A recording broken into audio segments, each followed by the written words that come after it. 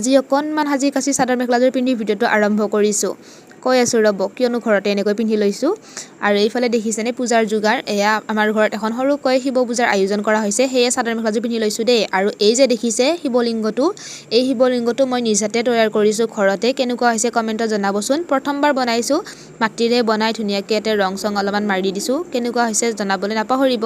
আৰু এয়া দেও আহি পাই ধুনীয়াকৈ নিজৰ যা যোগাৰখিনি কৰি লৈ আছে তেওঁ। আৰু এইফালে অলপ সময়ৰ পিছতে আমাৰ গাঁৱৰ জেঠাই আইতাহঁত আহিলে, মাও কথা পাতি আছে ধুনীয়াকৈ। আৰু এয়া আৰম্ভ হৈ গৈছে পূজা ধুনীয়াকৈ। আৰু ৰুমৰ ভিতৰতে কৰা হৈছে যিহেতু বাহিৰত বৰষুণো দি আছিলে। আৰু এইফালে আমাৰ পেহী, দাদা আৰু আলহী আহিছিলে, মাহঁত এনেকৈ ধুনীয়াকৈ কথা পাতি আছে গোটেইকেইটাই। আৰু এইফালে পূজা শেষ কৰি এতিয়া হোম যজ্ঞ কৰি আছে দেৱে। দাদাই যা যোগাৰ কৰি দি আছে। আৰু এইফালে দেউতাও আহি এতিয়া যজ্ঞৰ কাষতে বহিছেহি। আৰু ইয়াত যজ্ঞ চলিয়ে আছে ধুনীয়াকৈ, লাহে লাহে কৰি আছে তেওঁ কামখিনি। আৰু এইফালে বাহিৰত এয়া আমাৰ সৰু বাই, নবৌ, আৰু এইফালে আমাৰ মামী, আৰু এইফালে এজনী মা আছে দেখুৱাই দিওঁ। আৰু এইফালে আমাৰ মা ধুনীয়াকৈ বহি গোটেইকেইটাই কথা পাতি আছে বাহিৰত। এইবোৰ মানুহ আহিছে, মাহীহঁত আছে, জেঠাইহঁত, আইতাহঁত গোটেইখিনি, পেহী গোটেইখিনি বহি আছে ইয়াতে।